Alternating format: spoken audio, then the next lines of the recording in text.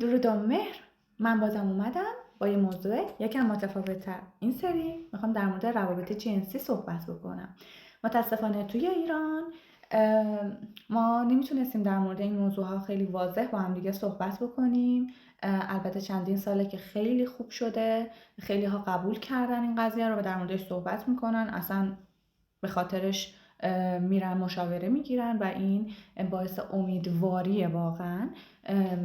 اما امروز بیشتر روی صحبتم با خانوما هست.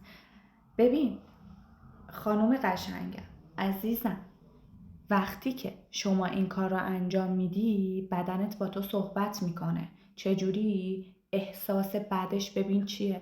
ما تمام انرژی زنانه و بزرگترین انرژی موجود در یک زن توی چاکرای ریشش قرار داره و اونجا اون قسمت توانایی خلق یک انسان رو داره، چیزی که توی کل دنیا هنوز شبیهش هم ساخته نشده. ببین تو یه چیزی داری که خودت نمیدونی چیه، نمیدونی چقدر بزرگه.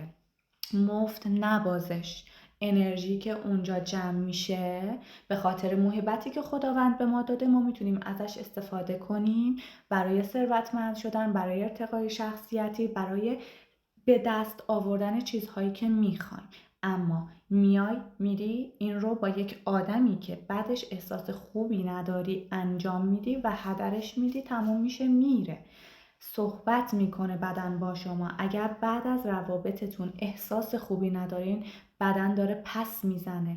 دلیلش چیه؟ 1001 دلیل میتونه داشته باشه. چرا؟ چون که بدن ما آگاه تر از خود ما هستش. لطفاً قدر این نعمتی که به ما داده شده، این کالبدی که به ما داده شده رو بدونیم.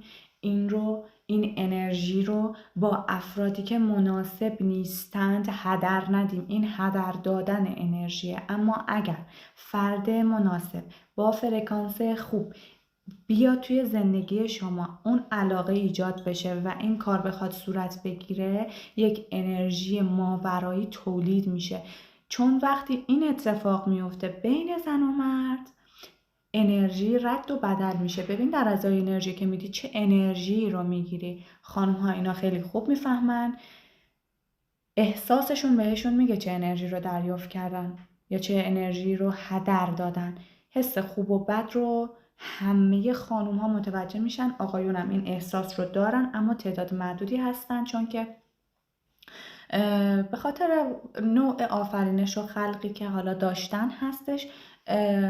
اون قسمت منطقی مغز آقایون بیشتر کار میکنه. اما خدا رو شکر خیلی ها دارن رو به خودآگاهی میرن، ذهن آگاهی میرن، هم خانم ها هم آقایون. و این واقعا باعث افتخاره این چیزایی که من میبینم جدیدن. امیدوارم که حال دلتون خیلی خوب باشه. لطفاً به احساساتتون خیلی خیلی توجه کنید. مراقب خودتون باشید. بر کسی اجازه این کار رو ندید. شما بسیار ارزشمند هستید.